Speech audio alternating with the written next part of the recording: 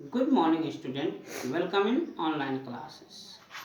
And today I teach in class 4th. Our subject is science. So, as you know that syllabus of our second semester is chapter number 4, 5 and 8. 6 and 7 is not your syllabus. So, chapter number 4 and 5 is completed, fully completed, and I send your PDF all question answer. So from today we start our new chapter, chapter number 8 here. Our next chapter, chapter number 8. और our chapter number 8 is safety rules, यानी being safety. और chapter number 8 is being safe. देखिए हम लोग का जो chapter number 8 है क्या है?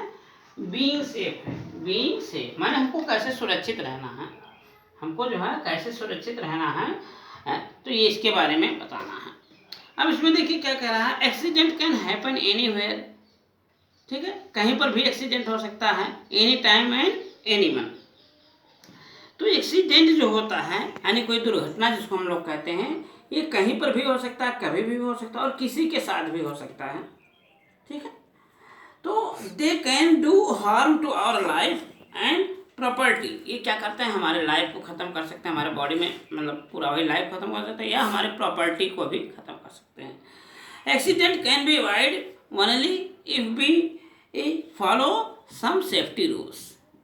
यानी एक्सीडेंट को अगर आपको हटाना है तो क्या कर सकते हैं, सेफ्टी रूल. हाँ, एक चीज़ और समझ लीजिए, एक्सीडेंट मतलब कोई चीज़ जैसे दुर्घटना में से हो जाए, जो चीज़ है जैसे आप जल गए हो तो वो भी एक एक्सीडेंट है, आपके पैर में चोट लग गया तो वो भी एक एक्सीडेंट है. कोई ज़रूरी नहीं कि रोड पे जो एक्सीडेंट होता है उसी को, कोई भी चीज़ हो जाता है. तो सबसे पहले हम लोग कहाँ शुरू करेंगे, एक्सीडेंट कहाँ हमारे हो सकता है, हमारे घर पे. सबसे पहले हम घर पे रहते हैं ना, तो इसमें आपका है safety at home. Safety at home माने हम अपने घर पर कैसे सुरक्षित रहें. और इसमें सबसे पहले घर पे हम आ जाते हैं जहाँ पर हमको ज़्यादा खतरा रहता है, इन द किचन.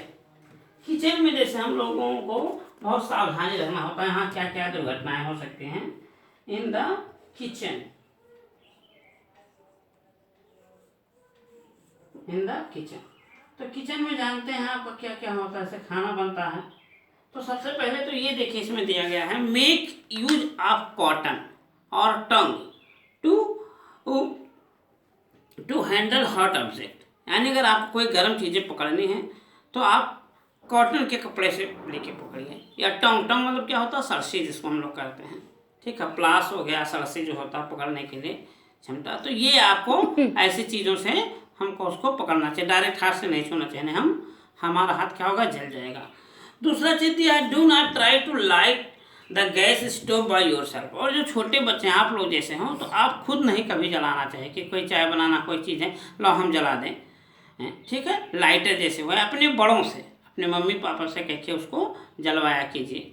अपने मम्मी पापा तो बनाते, कभी आपको किचन में जलाना नहीं चाहिए. दूसरी चीज़ दिया गया, do not play with knife, match box. ठीक है, या लाइटर. तो हमको कभी लाइटर और मैच स्टिक माने माचिस जो होता है, ठीक है, या चाकू के साथ खिलवाड़ नहीं करना चाहिए. हाथ हमारा कट सकता है, या कोई चीज़ जलाए तो हम जल सकते हैं, लाइटर खराब हो सकता है.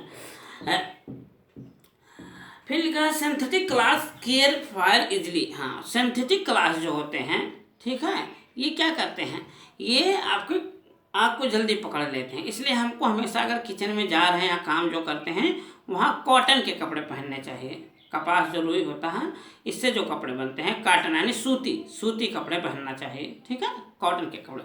तो ये हमने आपको कुछ इम्पोर्टेंट रूल कहाँ बता दिया, एट होम. अच्छा, अब इसके बाद हम लोगों का आता है व्हाइल यूजिंग इलेक्ट्रिक गैजेट. हाँ, अब हमारे घर पे तो किचन हो गया, दूसरा हमारे घर पर एक और चीज़ होता है, इलेक्ट्रिक गैजेट जैसे लगे हुए हैं, स्विच लगा हुआ है, हमारा बोर्ड लगा हुआ, पंखा है, कोई भी चीज़ इलेक्ट्रिक गैजेट, मोटर लगे होते हैं. तो इसको कैसे यूज करना है, इसमें देखिए. तो ये कह रहा है, do not put your finger in the electric socket. हाँ, छोटे बच्चे क्या होते हैं, कभी कभी इलेक्ट्रिक स्विच को छूने लगते हैं, उसमें जो सॉकेट जिसमें प्लग लगाते हैं उसको छूने लगते हैं, तो वो कह रहा है उसमें कभी उसको टच मत कीजिए. ठीक है, या उसमें अंगुली कभी कभी डाल देते हैं. फिर अगर do not close to the heater, table fan and other electric gadgets when they are switched on. हाँ, कभी भी हमको जो है, जैसे हीटर कहीं चल रहा है वहाँ नहीं जाना चाहिए, टेबल फैन चल रहा है तो उसके पास नहीं जाना चाहिए, मिक्सर चल रहा है मान लीजिए तो उसके पास, या क्या नाम, वाटर पंप चल रहा है, ठीक है, मोटर जिसको कहते हैं उसके पास, यानी कोई भी इलेक्ट्रिक एक आपका ऑन है, वो ऑपरेट हो रहा है, तो उसके पास नहीं जाना चाहिए। दूसरी चीज़ है do not touch any electric switch और गजेट विद ड्राई हैंड। हाँ देखिए आपके बुक में लिखा है टच एनी, तो वो डू नॉट आ गया, आप बढ़ा लीजिए।